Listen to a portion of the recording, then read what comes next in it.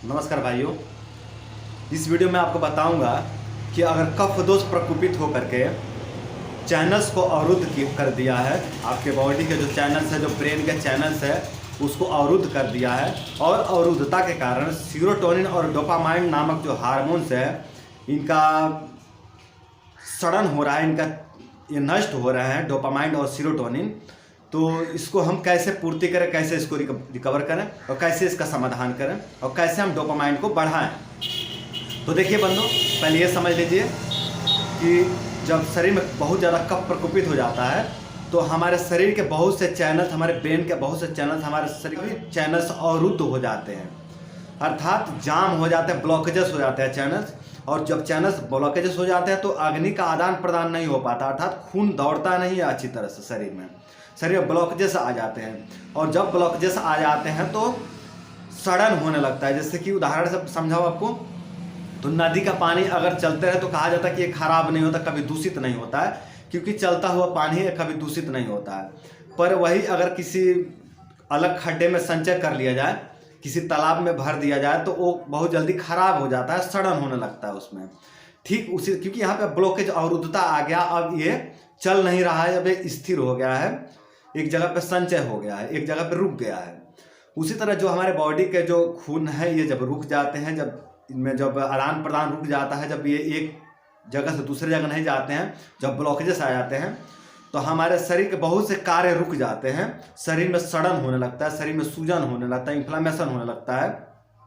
और जब इस तरह से जब कफ का प्रकोप होता है तो डोपामाइन और सीरोटोनिन नामक जो हार्मोन्स है हमारे बॉडी में, जो हमें खुशी देते हैं, जो हमें आनंद देते हैं, जिनके अभाव में हम दुखी हो जाते हैं, ये हार्मोन्स कम हो जाते हैं, नष्ट हो जाते हैं, या फिर बनना ही बंद हो जाता है। क्योंकि कफ दोष इतना ज़्यादा प्रबल है कि हमारे बॉडी को अवरुद्ध कर दिया है, चैनल्स को अवरुद्ध कर दिया, हमारे खून आ जा नहीं रहे।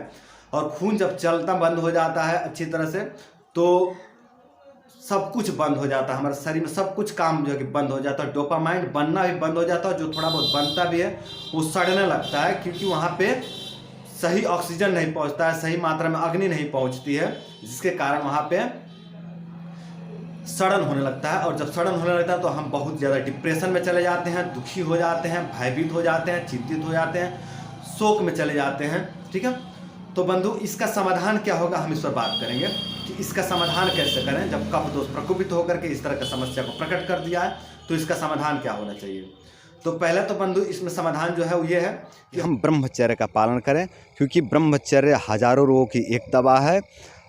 बात के कारण, पित्त के कारण या कफ के कारण, त्रिदोष के कारण या किसी भी दोष के कारण अगर डोपामाइन सीरोटोनिन बनना कम हो गया है, जल रहा है या सड़ रहा है या सूख रहा है, नष्ट हो रहा है, किसी भी तरह से आपके इस बॉडी में, आपके ब्रेन में डोपामाइन का कमी हुआ है, तो आप ब्रह्मचर्य का पालन जरूर करें।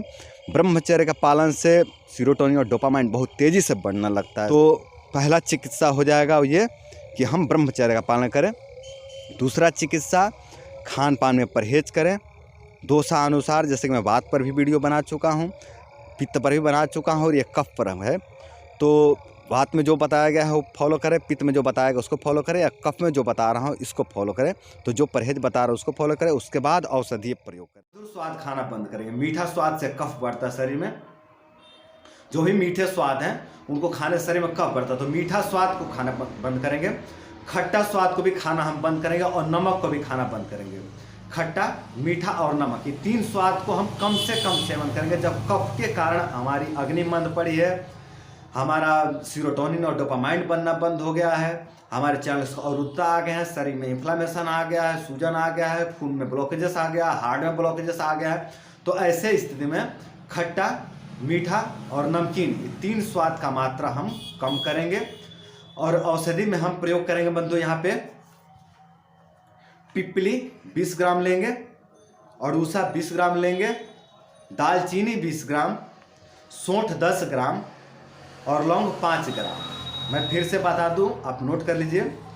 पिपली 20 ग्राम, अड़ूसा 20 ग्राम, दालचीनी 20 ग्राम, सौंठ 10 ग्राम और लौंग 5 ग्राम। ठीक है, इन सभी औषधियों को लेकर के दरदरा यौकुट कर लेंगे। दरदरा अर्थात मोटा मोटा जौ के टुकड़े के जैसे हम टुकड़ा कर लेंगे, दरदरा कूट लेंगे। दरदरा कूट लेंगे और रख लेंगे तो ये लगभग 75 ग्राम हो जा रहा है। 5 औषधियाँ मिला करके 75 ग्राम हो रहा है। तो इसको हम कूट करके दरदरा कूट करके के डब्बे में रख लेंगे। उसमें से हम लगा 1 चम्मच 5 ग्राम की मात्रा में हम निकालेंगे और उसको 1 गिलास पानी में डालकर किसी बर्तन में अच्छे से पकाएंगे। ठीक है, काढ़ा बनाना है इसको। पका करके हम इसको काढ़ा बनाएंगे। जब आधा गिलास तक पानी बच जाए, आधा गिलास पानी धीमे आंच पर पकाना, जब आधा गिलास पानी जल जाए और आधा गिलास जब बचे तो उसको जो है कि छान करके और उसको सुबह शाम 2 टाइम पीना है। खाना खाने के पहले भी ले सकते हैं, बाद में भी ले सकते हैं, कोई दिक्कत नहीं है, क्योंकि ये काढ़ा है बहुत लाइट होता है, पचने में बहुत हल्के होते हैं और बहुत बेनिफिशियल है ये काढ़ा, अद्भुत है। ये जो अभी नया नया जो वायरस का प्रकोप बताया जा रहा है ना, जिसमें कफ का प्रकोप होता है, छाती जाम हो जाता है, छाती ब्लॉक हो जाता है, ब्रेन ब्लॉक हो जाता है, पूरा दिमाग ब्लॉक हो जाता है, बहुत ज़्यादा डरने लगता है, बहुत ज़्यादा भयभीत हो जाता है। ये वही तो एक तरह का डोपामाइन लो ही होता है, इसमें भी डोपामाइन सड़ने लगता है बंधु।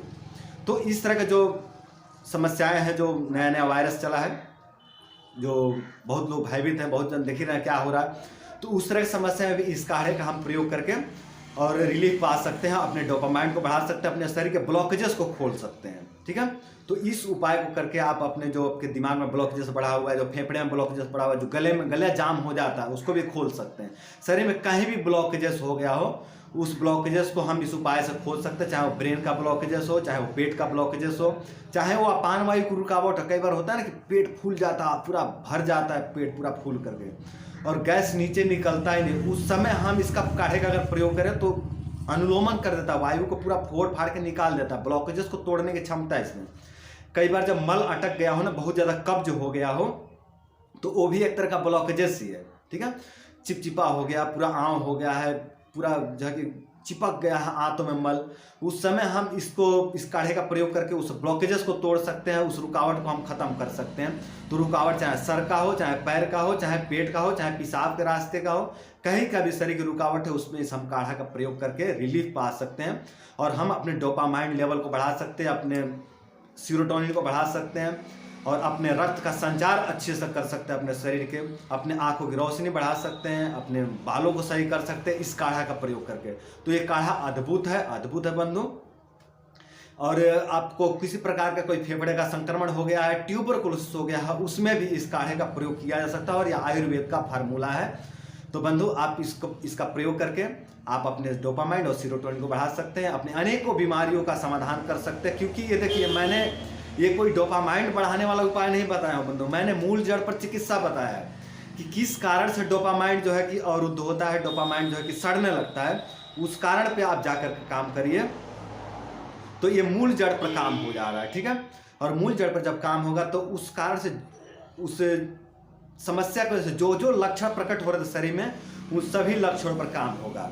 तो जब कफ प्रकोपित होता है तो केवल डोपामाइन और सीरोटोनिन कम थोड़े ना होता है, उस समय जब कफ प्रकोपित हो जाए और जो डोपामाइन और सीरोटोनिन के जो चैनल्स है वो अवरुद्ध हो जाते हैं, जब डोपामाइन सड़ने लगता है तो उस समय फेफड़े भी सड़ने लगता है, खून भी सड़ने लगता है, अपने आंखों की रोशनी, आंखों में भी मोतियाबिंद या फिर आंखों में पूरा कीचड़ कीचड़ जमने लगता है। देखते हैं कफ जब ज़्यादा बढ़ता है तो आंख में बहुत ज़्यादा कचड़ा बनने लगता है, कीचड़ आने लगता है, तो आंख भी खराब होने लगता है, पूरा जीभ पे कचड़ा कचड़ा सा जमने लगता है, तो मुंह का स्वाद भी चला जाता है, मुंह भी खराब होता है, पूरा फेफड़ा जाम हो जाता है, गला जाम हो जाता है, नपुंसकता जैसी समस्या हो जाती है, लिंग में इरेक्शन आना खत्म हो जाता है, अवरुद्धता कारण, क्योंकि वीर्य में अवरुद्धता आ जाता है। जब रक्त नहीं आएगा गुप्तांग की तरफ तो इरेक्शन कहाँ से आएगा? ठीक है, तो वो भी चैनल्स अवरुद्ध हो जाते हैं तो इरेक्शन खत्म हो जाता है। बहुत तरह के जो है कि समस्या होता है और ये अनेकों प्रकार के आपके रोग दोष को जो है खत्म कर डालेगा ये काढ़ा। तो बंधु इस काढ़ा का प्रयोग करके आप स्वस्थ रहें, मस्त रहें। तो आज के लिए इतना ही। और बंधु वीडियो कैसा लगा आपका कमेंट करके जरूर बताएं। तो आज के लिए इतना ही, नमस्कार।